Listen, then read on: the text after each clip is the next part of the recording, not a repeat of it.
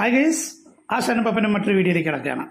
ഇത് കേരളത്തിലെ ഏറ്റവും സുന്ദരമായ ഒരു കടൽ തീരം ആലപ്പുഴ ബീച്ചാണ്. ഈ കാണുന്നത് ഒരു പഴയ പടക്കപ്പൽ കൊണ്ടുവച്ചിരിക്കുന്നതാണ്. ആലപ്പുഴ ബീച്ച് എന്ന് പറയുന്നത് തന്നെ കേരളത്തിലെ ഏറ്റവും മനോഹരമായ ബീച്ചാണ്.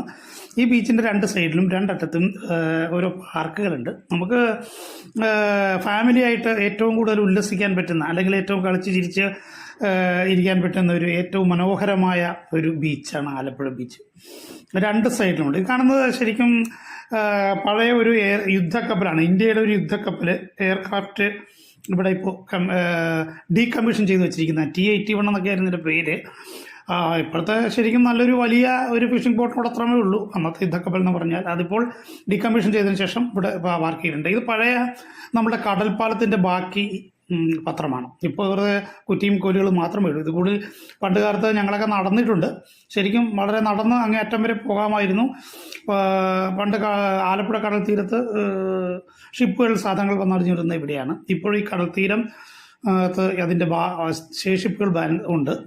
ഇപ്പോൾ ഇവിടെ കണ്ടോ വലിയ പാലം, അതായത് ഇത് പുതിയ നാഷണൽ ഹൈവേ 66ൻ്റെ ഭാഗമായിട്ടുള്ള ആലപ്പുഴ ബൈപ്പാസിനോട് ചേർന്ന് കാണുന്ന രണ്ടാമത്തെ പാലമാണ് പണിതുകൊണ്ടിരിക്കുന്നത്. ബീച്ചിൻ്റെ നീളം തന്നെ വലിയ നീളത്തിലാണ്.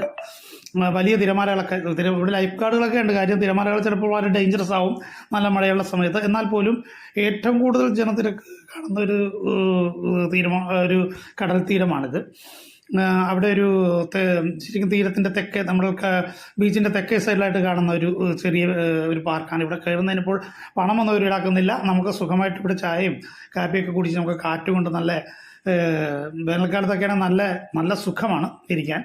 ഇതുപോലെ വടക്കേറ്റത്തുണ്ട് ഒരു ചെറിയൊരു കുട്ടികൾക്കുള്ള പാർക്ക്.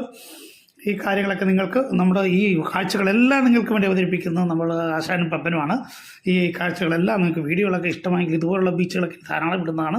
നിങ്ങൾ സബ്സ്ക്രൈബ് ചെയ്യുക, ലൈക്ക് ചെയ്യുക, ഞങ്ങളെ പ്രോത്സാഹിപ്പിക്കുക. ഇനിയും ഒരുപാട് ബീച്ചുകളും കാര്യങ്ങളൊക്കെ നിങ്ങളെ കാണിക്കുന്നുണ്ട്. പുതിയ യാത്രകളുമായിട്ട് ഞങ്ങൾ തുടരുകയാണ്. ഞങ്ങൾ തിരിച്ച് ആലപ്പുഴയിലേക്ക് വരേണ്ട വന്നത് കാര്യം തന്നെ നമ്മുടെ VS അച്യുതാനന്ദൻ്റെ വിയോഗവുമായിട്ട് ബന്ധപ്പെട്ടാണ്.